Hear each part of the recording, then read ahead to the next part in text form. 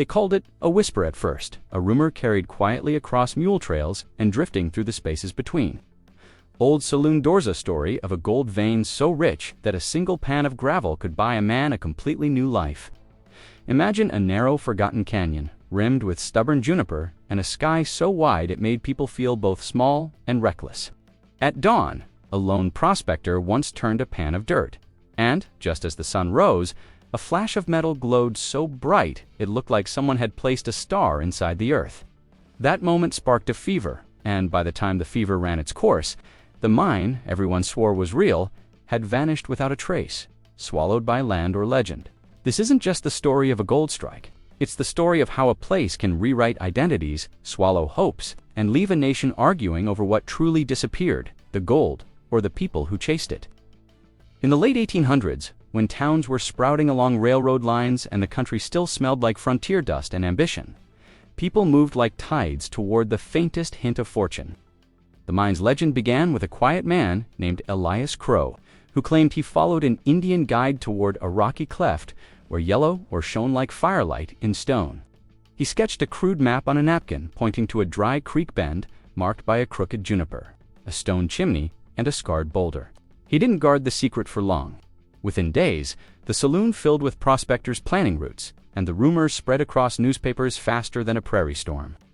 Camps rose overnight, built from canvas, sweat, and desperation. Investors arrived in polished boots, while weathered miners with sunburnt faces staked claims with trembling hope. Yet the more they searched, the fewer answers they found. Floods shifted landmarks, storms carved new paths, and soon, maps contradicted each other, birthing a mystery bigger than the mine itself. The people who chased the mine became part of its legend. There was Lillian Hart, a determined woman who carried her family's letters and dreams, hoping a claim could buy back the land her family lost to drought. Sam Ortega, a seasoned miner with a gravelly laugh and a history of finding fortunes, became someone others trusted deeply. Then, of course, came the men who drifted in with more shadow than truth, opportunists who saw the rumor as a chance to exploit desperation. Around campfires, alliances formed and dissolved. Some nights echoed with laughter over shared bread.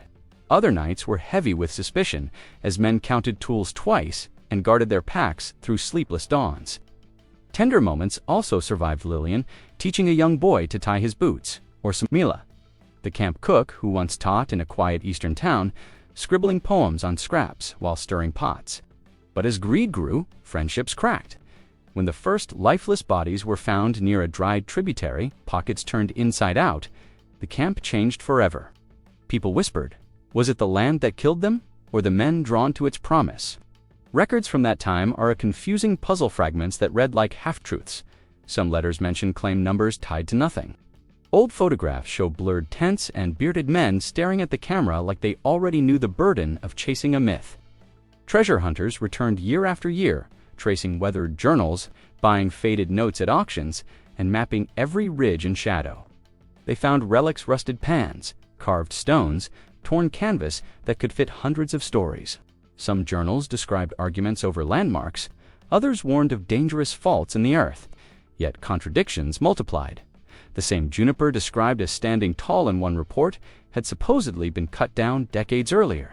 The same creek bend seemed to shift miles depending on the storyteller. Technology advanced metal detectors, aerial surveys, satellite imaging, but none delivered clarity. Every new discovery only deepened the maze, proving that sometimes the search reflects the seeker more than the truth. With confusion came theories. Some believed the mine never existed at all, that Elias Crow was a clever liar using stories to mislead competitors. Others thought the mine had been found, but intentionally hidden by a small circle who feared violence or wanted total control. Some argued that disputes turned deadly and the survivors buried both the mine and the memories. Folklore added its own shadows.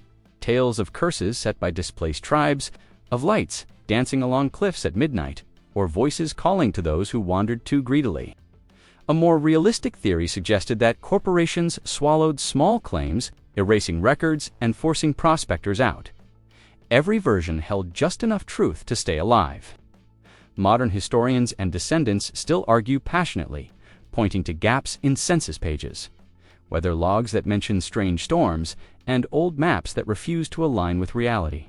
Each theory is like a coin tossed onto a table, shiny in its own way, but part of a scattered pile waiting for someone to arrange it into meaning. Now, more than a century later, what remains of America's lost gold mine is not a hidden cavern filled with treasure, but the quiet aftermath found in small towns and dusty family albums. Portraits of men who never returned, diaries filled with hope and regret, and the unshakable pride of communities built around a legend they never solved. The lost mine became more than a place, became a mirror for the American dream. The belief that reinvention is always one discovery away. Yet it also forces a harder reflection. What do people sacrifice, chasing something that might never have existed? Time, trust, sometimes entire lives.